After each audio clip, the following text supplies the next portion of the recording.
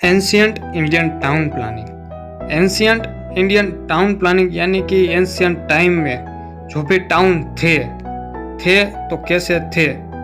जबकि आप अभी यहाँ पे देख सकते हैं अभी के जो टाउन है राजकोट, सूरत, अहमदाबाद, ये जो टाउन है वो आप अभी देख सकते हैं। बट एंशियंट टाइम में जो भी टाउन थे वो कैसे थे, चलो देखते हैं।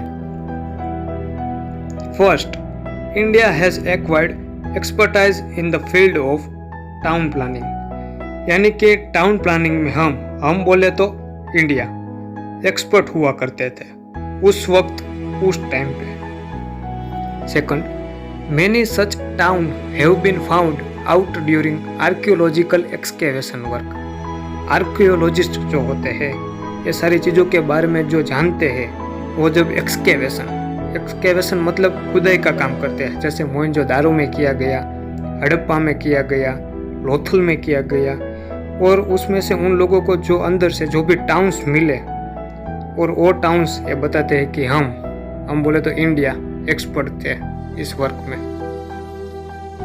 Third, the town were divided into 3 sections. हमारे जो ये टाउन थे इसको 3 सेक्शन में डिवाइड किया गया था, चलो देखते हैं। ए, फोर्ट ऑफ रूलर्स, सिटाडेल। जो रूल करने वाले किंग हुआ करते थे उसके फोर्ट, जिसे सिटाडेल कहते हैं, ऊंचाइयों पे होता है। अगर वहाँ पे फ्लड भी आ जाए तो भी फर्क नहीं पड़ता है। डैम्पनेस यानी भेज, गीलापन, कुछ भी वहाँ पे छू नहीं सकता है। यानी कि बच्चों वहाँ पे सेफ्टी सबसे ज़्यादा हुआ करती थी, इसे कहते हैं सिटाडेल।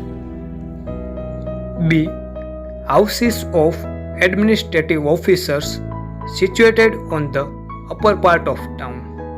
जो टाउन होते हैं उसके अपर पार्ट में एडमिनिस्ट्रेटिव यानी जो राज्य, स्टेट, किंगडम है उसे चलाने वाले जो ऑफिसर्स होते हैं उसके जो हाउस है वो टाउन के अपर पार्ट में थे।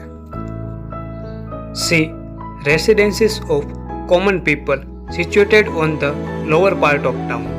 बाकी बचे जो कॉमन पीपल है उसके जो टाउन थे वो लोअर पार्ट में रहते थे।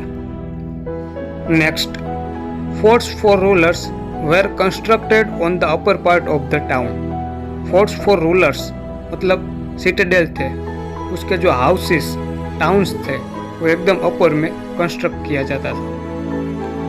अपर part of the town is safe and protected with houses having 2 to 5 rooms.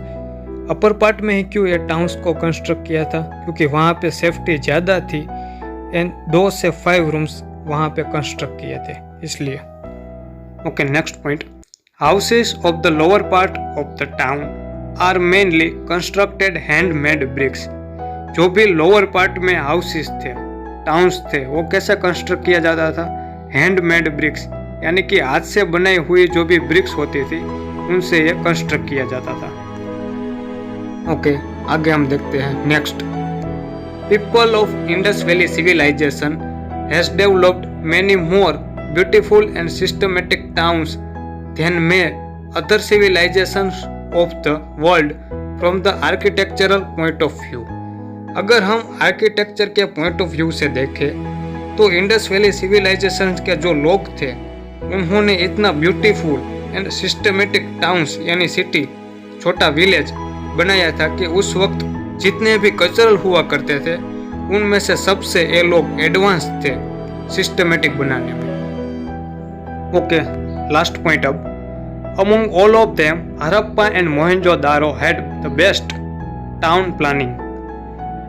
जितने भी टाउन मिले उसमें से सबसे best town planning Harappa and Mohenjodaro की हुआ करती थी।